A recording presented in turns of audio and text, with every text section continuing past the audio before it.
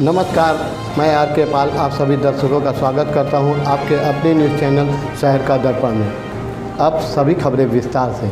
लखनऊ के नीलमथा स्थित मां श्री महाकाली इंटर कॉलेज के पूर्व छात्र जयदत्त भट्ट ने इंडियन आर्मी के परमानेंट कमीशन में 7वीं रैंक पाकर एक ऐतिहासिक उपलब्धि हासिल की है। महज 17 वर्ष की उम्र में इस मुकाम को हासिल कर जयदत्त ने न सिर्फ अपने परिवार बल्कि पूरे लखनऊ और उत्तर प्रदेश का नाम रोशन किया है। विद्यालय परिवार ने इस उपलब्धि पर गर्व व्यक्त करते हुए जयदत्त भट्ट को हार्दिक बधाई दी है। स्कूल प्रबंधन का कहना है कि जयदत्त की यह सफलता वर्तमान में पढ़ रहे छात्र छात्राओं के लिए एक बड़ी प्रेरणा है और वे आगे भी छात्रों का मार्गदर्शन करेंगे। जयदत्त भट्ट की इस सफलता को एक स्वर्णिम उपलब्धि बताते हुए विद्यालय ने उनके माता पिता, दादा दादी और पूरे परिवार को संस्कार और सहयोग के लिए बधाई दी है। आज लखनऊ जंक्शन रेलवे स्टेशन पर उनके आगमन पर भव्य स्वागत किया गया। परिजनों, मित्रों और शुभचिंतकों ने ढोल नगाड़ों के साथ उनका स्वागत किया और मिठाई खिलाकर खुशी का इजहार किया। साथ मीडिया से बात करते हुए उन्होंने कहा कि मुझे बहुत गर्व है कि मेरी मेहनत रंग लाई है और मेरा सिलेक्शन हुआ है और मुझे ये प्रेरणा मेरे परिवार से मिली है और मुझे बहुत अच्छा लगेगा जब मैं 4 साल बाद अधिकारी बनकर काम करूंगा और सबसे कम उम्र का अधिकारी बनूंगा।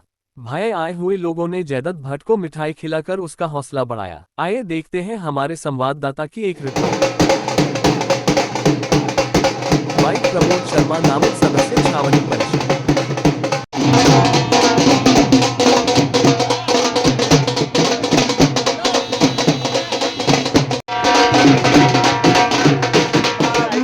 I am actually feeling really well as I have scored 7th rank in technical entry in armed forces. I am feeling very proud as it's inspiration to lots of other people, so I am happy with it.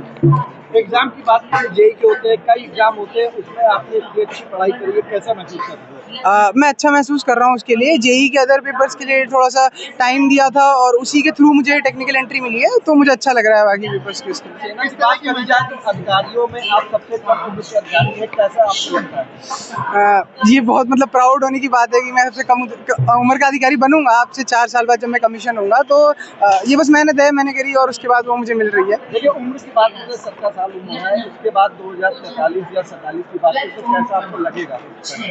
उस time मैं अगर पीछे देखूंगा तो मैं खुश होऊंगा कि मैंने इतनी मेहनत करी थी, उसके मुझे परिणाम आगे मिल रहे हैं और मैं ये सोचूंगा कि मैं उस समय भी अच्छा करूँ अपनी लाइफ में। किस तरह की मेहनत की, आप क्या कहेंगे? मेहनत तो यही है कि सबसे पहले पिछली बार भी एंट्री TS 53 में मेरा हो गया था, तो उसमें एक रैंक से मैं मेरिट आउट हुआ। तो मेहनत ये थी, कंसिस्टेंसी रही, टाइम में सपोर्ट रहा, पेरेंट्स का, ग्रैंडफादर का, इन सब का मोटिवेशन रहा मुझे। उसकी वजह से फिर पढ़ाई रही अपनी, जो खुद की मैंने पढ़ाई करी, तो उसकी वजह से मैं क्रेडिट आप किसको देना चाहेंगे? अपने पेरेंट्स को देना चाहता हूँ, अपने ग्रैंडफादर को। मेरा एक्चुअली मोटिवेशन तो मेरे पेरेंट्स ही रहे हैं, क्योंकि मेरे ग्रेट ग्रैंडफादर भी आर्मी में थे, ग्रैंडफादर भी आर्मी में थे और इवन मेरे अंकल भी आर्मी में है। तो मतलब वो सब चीज़ें जो हैं वो मोटिवेट ही करती हैं मुझे आर्म फोर्सेस को ज्वाइन करने के लिए।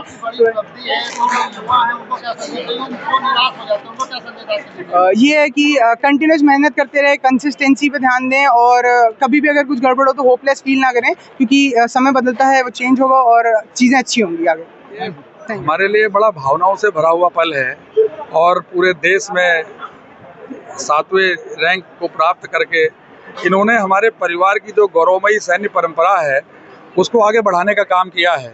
मेरे परदादा जो है वो भी सेना में थे, मेरे जो पिताजी वो सेना में थे, मेरे बड़े भाई सेना में रहे और आज इन्होंने उस परंपरा को आगे बढ़ाने का काम किया है, तो हमारे लिए तो गौरव का विषय है और बहुत खुश हैं। आज जीवन में लग रहा है कि कुछ एक बहुत बड़ा अचीवमेंट हुआ है, ये हम लोगों के लिए बड़ी खुशी का विषय है। बहुत गर्व की बात है, जो बच्चा हमारे सामने पैदा हुआ, जिसको हम लोग हॉस्पिटल से साथ में लेके आए, उसके बाद उसका एडमिशन सेंट पॉल स्कूल में कराने के लिए लेके गए और आज वो बच्चे ने अचीवमेंट जो हासिल किया है वो हम सब के लिए गौरव की बात है और जो युवा पीढ़ी है उसको प्रेरणा देने की बात है। ये पिछले 3 वर्षों से बराबर निरंतर प्रयास कर रहा था और किसी न किसी कारण से एक नंबर से रह जा रहा था। आज इन्होंने अचीवमेंट हासिल करके ये साबित कर दिया है, मेहनत करने वालों की कभी हार नहीं होती, कोशिश करने वालों की कभी हार नहीं होती। मत होइए कंफ्यूज, देखते रहिए शहर का दर्पण न्यूज़, क्योंकि खबरों की नब्ज पहचानते हैं हम। फिर अगले बुलेटिन में मुलाकात होगी, तब तक के लिए नमस्कार।